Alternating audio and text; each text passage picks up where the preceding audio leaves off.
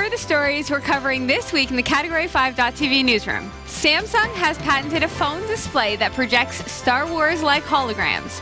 Fitbit has rolled out OS 3.0 for Versa and Ionic with new apps, more stats, and a bright future. Yay, more Facebook security woes. The latest bug exposed the private photos of 6.8 million users. Capture, an iPhone 3D scanner app, hints at the future of augmented reality. These stories are coming right up. Don't go anywhere. This is the Category 5.tv newsroom, covering the week's top tech stories with a slight Linux bias. Jeff Weston. Yeah, man. You're building a brand new, beautiful website. What? Aren't you? No. Am I? Oh, you're a terrible actor. What? This is where acting comes into play. Oh, I didn't know we were acting. You're supposed to act. Okay, fair enough. All right. I'm building a really cool website. Are you building a really cool website? Just because Jeff is confused doesn't mean you have to be. Visit cat5.tv/dreamhost to sign up for unlimited web hosting for your website with unlimited email accounts, MySQL databases, the latest version of PHP, WordPress, and more, and even a free domain name registration. It's less than $6 per month, so sign up today. cat5.tv/dreamhost. Welcome back to the Category 5.tv newsroom, aka Tech Bites. Just a quick mention before we jump into the news stories this week. Our thoughts are with our friend Roy W. Nash, who is our news director here at Category 5 TV. I received this email and wanted to share it with you. To Robbie and the crew and the Category 5 TV community, I haven't been able to submit any news for the upcoming show as I suffered a heart attack on Friday. I'm now awaiting for a triple heart bypass operation, and it looks like I'll be in over Christmas. So I'd like to wish everyone in the Cat 5 community a very Merry Christmas and a Happy New Year, and God willing, I'll be around for years to come. That comes to us from Roy W. Nash, aka Scorpio55 in the community. Y'all know him and love him. Our prayers, our thoughts are with him and his family, and we wish you well, man, and are hoping for a very speedy and successful recovery and operation. All right, we're going to jump into the news. Sasha, back over to you. Okay. I'm Sasha Rickman, and here are the top stories we're following this week. Samsung has patented a phone display that projects Star Wars-like holograms. Samsung claims that it has invented a new holographic device that will actually project high-quality 3D images in the air without having to look at a display from a specific angle, unlike the Nintendo 3DS. The display, according to the patent published by the World Intellectual Property Office and the United States Patent and Trademark Office, uses a new type of spatial light modulator that eliminates the limited viewing angle and low resolution of current holographic technologies. While it may sound like hype, Samsung is known to have been working on holographic technology for a while. Perhaps they have indeed solved the bad quality and limitations that plague current holographic systems. The document describes a series of micro-lenses arrays that set on a flat surface that focuses the light beam emitted from the display to project the 3D image into mid-air thanks to the company's new spatial light modulator. There's speculation that Samsung could be working on bringing this new patented technology to future phones. In the past, the company's phone patents have mentioned 3D holographic displays without providing any implementation details. This is the first time that the Korean company has provided actual details. Of course, while this may show promise in the lab, we don't know how far we are from an actual implementation. Witchcraft. No, you know what? Samsung, you're our only hope. Oh, nicely done, sir. There you go. Nicely played. I'm excited about this one. Yeah. I have loved the changes in holographic technology that we've been seeing over the last couple of years, and I always look for the next thing because it's still, I mean, as much as you can say this about holographic, it's still very basic. Oh, sure. But I mean, it's incredibly advanced technology, but I feel like there's so much more to be done, and so when these kind of stories come out, it's like, yes, I love it! Because I can't wait to see those, you know, Star Wars type images show up. I mean, what was the movie with Ben Affleck where they wipe his brain, and anyway, he at the beginning of the movie he steals another company's technology and then like does that whole thing and rebuilds this device. And ever since that, I'm like, somebody's got to make that happen, and it'd be cool if Samsung nailed it. Was that Minority Report? No, that was I remember that was Tom Cruise. Yeah, right. Paycheck? I think it's called Paycheck. Can't remember, but I do remember the movie. Yeah. And that technology. I mean, the spatial light modulator. What's so cool? The It heck is sounds that? really cool. Oh yeah. Let's just patent the name. I picture like going into like a doctor's office for a diagnosis situation and having the doctor like bring up a holographic like, this is what a heart looks like, and this is right, and to be able to explain something to somebody where they can actually get it because they can see it. And we know too, one of your stories tonight is about the kind of spatial recognition of the iPhone, and so we know that like 3D imaging technology has come so far that we can control things with hands. We know from the Nintendo Switch, for example, that hey, accelerometers are pretty amazing these days. Right. And so what's to stop you from being able to control this like the movies, like sci-fi, right? So like in a classroom setting, you could have, you know, like the dissection class could be a holographic image that you can just go through, right? Yeah. That's way less smelly than formaldehyde. Absolutely. Very cool, though. I like this one. That is really neat. And it's Samsung. I love Samsung. Fitbit has rolled out OS 3.0 for Versa and Iconic's new apps, more stats, and a bright future. It's the season of giving, and Fitbit has a great gift for all Versa and Ionic owners. Beginning this week, the company is rolling out Fitbit OS 3.0 to all smartwatch models, bringing a slew of apps, features, and enhancements to help you get even more out of your new smartwatch. At the center of the update is an extended on-device dashboard so that you can both see and input more stats right on your wrist. While you could already monitor things like steps, exercise, and heart rate by swiping up to reveal the today's screen, OS 3.0 expands on the concept, letting you view sleep data as well as heart rate and hourly activities. You'll also be able to see your weight and water log totals and update them right on your wrist. There are also new apps and clock faces that leverage the sensors built into Fitbit and Ionic to create an even stronger link with your workout routine. Among the new apps are Couch to 5K, which offers insights and training programs for short and long races, Genius Wrist, which bundles 4 apps, which is Gym Genius, Gym Time Pro, Workout Builder, and Workout Genius, to provide structure on-device workouts, and My Swim Pro, which delivers custom guided swim workouts and uses real-time heart rate data to help you perform with your performance. All of the new apps are free to download, but some features require a separate smartphone app purchase. To update your device, visit the Fitbit app on your iPhone or Android phone.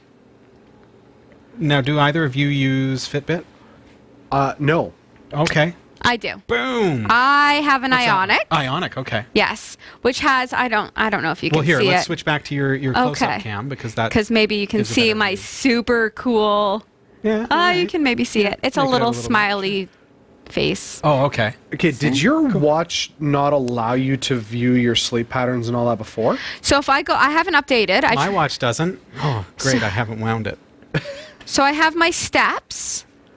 I can see my calories burnt.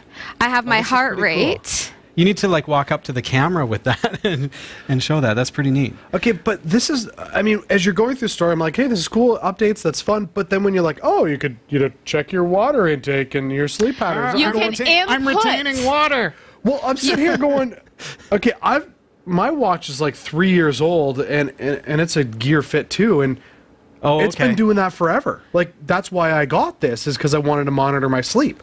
So I'm shocked that the Fitbits didn't already have it as part of their software. But they can update it. So that's exactly cool. My watch tells the time. Hey, that's cool. all. And that's okay. Right. So with this one, you get the updates. Yeah. And it gets you the new features and everything else. Exactly. How is does it have an accelerometer? I guess it would have to, It does. How accurate is that? Like, could they, we were talking about being able to move holograms. Like, could they put it in Fitbit? I would think they'd probably be able to. And then you could, like, have one on each wrist and control things just by. Just yeah. See. Oh, see, patent that. That's a spatial hand modulator. See, the reason I didn't get the Fitbit though is because You went with Garmin. no, I went with You said Gear. Gear, Samsung Okay. Gear Fit 2. Oh, Samsung. Yeah, the reason I went with this Oh, is okay. because I found that the step counter was much more accurate than on the Fitbit. Oh, yeah? Yeah, like with because I trial ran a Fitbit and like Oh, neat. things like flipping papers was counting as steps. Nice. And I need that. Well, yeah, and I'm like, there's no way I've done Typing. 10,000 steps today. I've been sitting in my chair all day. 1.7 million steps today. Exactly. Brilliant. It takes some time to learn your step, right? So if you only trialed it for a short period, I like think 2 it weeks. took, it takes a little bit of time because I know sometimes, for example, when I'm writing an exam, I'm not allowed to have a watch on, but I like the heart rate monitor. Right. So I put the watch on my ankle, right? Well, I'm still taking just one step, but now the stride is so much longer. It's okay.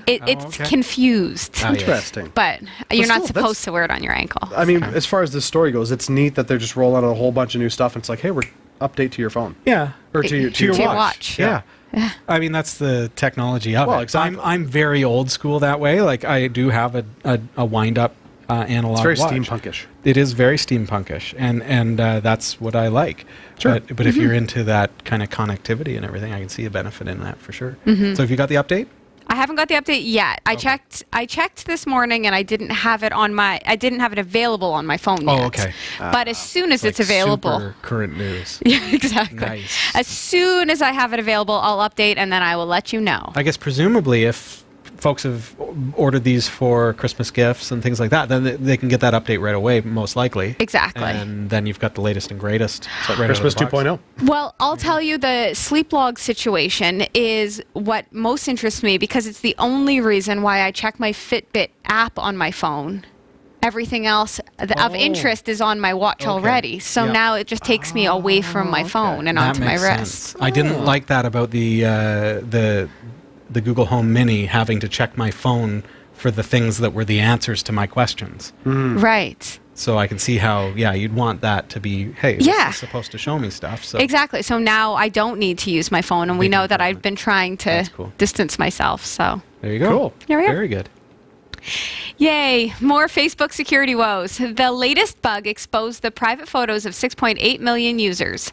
Facebook has revealed that a bug in application permissions allowed 6.8 million users' private photographs to slip into app developers' hands. The mistake went unnoticed for 12 days before being rectified. Anybody affected by the bug already allowed the apps in question to take photos from their timeline.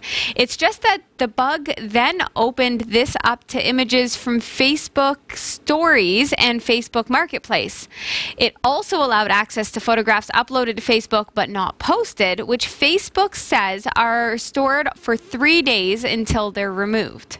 Thanks to GDPR, if it turns out Facebook waited longer than 24 hours to report the breach, then it could be on the receiving end of a £20 million fine. Let's make an example of them.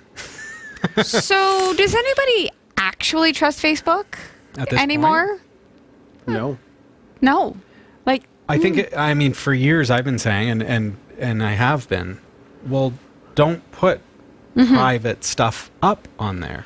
right. But here's the thing. It's not about private stuff. It's on their private photos. Like, I can put up a post Yes. that is only for certain people. It's not public accessible. But it is public. You know, Facebook is a public Absolutely. service. But the fact is, I think there's a certain...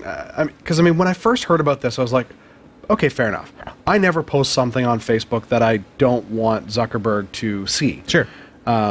So anything that's up there, if it gets out, whatever. It's just really, do I want everything to be seen? And so, but the funny thing about this is, sure, it's a bug, but this used to be a common thing years ago with Facebook because they'd update their security settings and Yeah. everything in the past that you Everything's had as reset. private was now reset to public. Because when I worked at the jail, I found out this because Yeah. one of our former clients looked me up on Facebook and then found was you. like, hey, beautiful family. I was looking through your photos. I'm like, excuse me? I was locked down. So this yeah. isn't new for Yeah. Facebook. I feel like this is just another iteration of them going, oh, we put everything out there. The part that is bothersome to me is the fact that Facebook, so if you don't post your photos, right? So you've loaded them, but you decide not to post them. It still goes. They up. still, it's still accessible. it's by still these app accessible. You didn't developers post anyways. them, right? So that's troublesome. Oh, that's just like the tip of the iceberg. I Yeah. will take photos that I put in private folder locations on my phone that I don't want my apps to see. It's in a secure folder. And somehow I'll load Facebook and I'll go, hey, do you want to post a story about this photo? That I have not uploaded to Facebook. I have not given it permission to access, but suddenly it goes, hey. Lock it down. It's like, you know, that app's going to suck the life out of you anyway. How many of us are still using Facebook? Now, I have to have it for the show. Yeah, that's it. I That, have- you know, Jeff knows especially, and Sasha was the first to abandon Facebook. I But would love to abandon Facebook. You know that I'm very, like, you'll never get a hold of me on Facebook now. Well, exactly, yeah. Discord, and that's it, pretty much. Twice now, I've actually wiped out Facebook, eliminated my profile and everything because of, you know, private previous Yeah. work. But, you know, just all the families on Facebook. I know, don't do like that's the it, yeah. Christmas cards. I don't do the email family updates. And it's like that's the only way for them to get connected because they're, you know, Facebook fans. I will say it actually was great at my sister's wedding this past Saturday to see my family and they be excited to tell me about things that have happened because they know I'm Right. not on Facebook. Right. Isn't that Right? cool, eh? So I actually had real, authentic, and then Yeah. you know, this happened with Aiden, and this, you know, like. Yeah, because Facebook has created this society where someone will start to tell you, oh, did you know about... Yeah, I saw the photos on Facebook. Yeah. Right, but I don't know anything. I didn't know about Yeah. my cousin's new job. That's cool, yeah. It was awesome. Capture, an iPhone 3D scanner app, hints at the future of augmented reality. 3D scanners don't have to cost a fortune. As it turns out, you might already have one in your pocket. A new free app called Capture uses the true depth sensors on X series iPhones to make crude 3D models of small objects, which you can then plop into different settings through augmented reality or share with other folks through iMessage or other means. With Capture, you can use an iPhone XS Max to scan 3D models of, say, Macworld's old Macintosh SE, being careful to scan each angle. Once done, you can flip and spin the 3D model around inside the app as though the old Mac were a prop in a video game. You could also send it to a friend who'd then be able to use their iPhone's camera to see how it looks on their own desk through augmented reality. This will work even if that user is on an iPhone 7, which doesn't have the true depth sensor built in. Sounds revolutionary, right? For now, it looks pretty basic, but don't blame standard Cyborg for this. Capture's awkwardness springs from the current design of the true depth sensors, which are made to read faces from only a few inches away. That means Capture only works well if you're holding something in your hands or scanning your face, as the iPhone only has true depth sensors on the front-facing camera. Capture is free, so it can be appreciated as a novelty that highlights the potential of true depth. How cool is that? That is awesome. Like to think you've got 3D scanning technology in your pocket, presumably. Well, I mean, yeah. that's okay. So it's on the new iPhones, but now to be able to, you know, maybe potentially bring that kind of technology to other devices. Yeah, just start small, right? So it's on the iPhone, it's only on the front-facing camera, but eventually people will pick up on that and build on it, right? And it seems to be a theme that's kind of happening tonight. Yeah. Completely unintentionally, but maybe it's just that, you know, technology is driving toward holographic technology, the ability to interact with augmented reality that we are capturing ourselves. How cool would, now combine those two technologies, right? So Right. here's a theory for you. And make a FaceTime call with your kid who's away at college. Holographically Holographically of your kid. augmented, like put all of this stuff together. Right. Augmented reality, they're standing in the house as a hologram. Right. Like this is like serious Star Trek stuff. that Right. We're now starting to see the bare bones introductory technologies to make it possible. Sure. It's neat. I like it. And what I love that we've gone to AR. It was for a long time it was, oh, virtual reality is going to be the big thing. We've moved off VR as a technology. It's almost like But look at where it's at. Right. But it's almost now like it's time to move forward. Right. It's like Right. it was dead before it even got off the ground. No, it's not No, dead. it's just not getting better dead. and better. I know, but I think with the advancements of AR, it could take it to a whole different level. And is VR going to be able to stand up to AR? Is this going to be like the HD versus Blu-ray? I don't think it's one or the other. I don't think it's AR or VR. the evolution of. Exactly. Right, but they both. I don't know. It's going to be interesting to see. Yeah. The capability, though, to carry it now in our pockets rather than having to set up like a PlayStation VR rig Yeah. camera kind of setup or anything like that. Or you've seen the cameras wrapped around somebody and that becomes, you know, a photo environment to create Right. a 3D bust of the person or something like that. So now take that to your pocket, and once they start improving on that technology, so right now it's very rudimentary, right? Right. But now combine the 3D scan with the actual photograph, the actual textures that the camera is seeing, put them together, and now all of a sudden you've got something that you can put in video games. You've got something that you Right. can bring into augmented reality. So if you're at the store and you see something that you think, oh, that would look really nice in the house, well, now you can scan it with your phone Right. in 3D space, take your phone home, bring up augmented reality, this is all just using your phone, and see what it would look like in your house. Then combine that with your first story and use holographic imagery to, hey, oh yeah, that would look really good there. See- Right. See, I think to myself, remember they had the Google glasses? Yeah. And they didn't We'll call fly. it Google Glasses. I don't know for what they today. were called. Google What? Glass. Google Glass? Yeah, 'cause okay. they're cool. They truncated at the end. Right. Well, there you go. Well, It's only one glass. okay, so monocle. picture that they can make that just like fly. I'm so calling it Google Monocle now. They could, like, if you had that opportunity again to relaunch that sort of technology with this augmented situation, then really you could do some things with. I guess it wouldn't be super safe. I was going to say with safety in mind, but maybe they could, where they are able to use the augmented reality to put things in your visual space, Oh, for right? sure. Absolutely. Block off entire streets you're not supposed to go down.